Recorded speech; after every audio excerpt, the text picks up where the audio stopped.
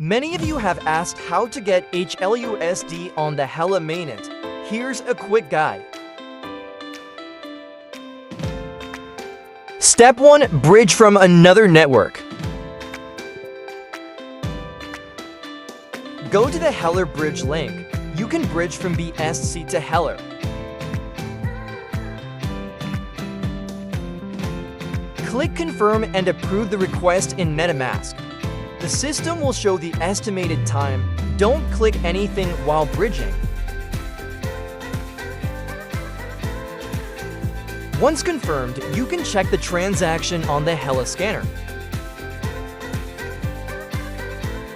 Step 2. Swap on Cytoswap. Go to the Cytoswap link.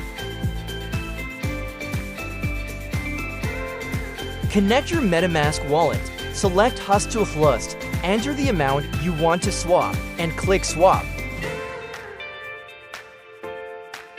If you want a gasless transaction, you can choose that option. HLUSD will be deducted for gas fees.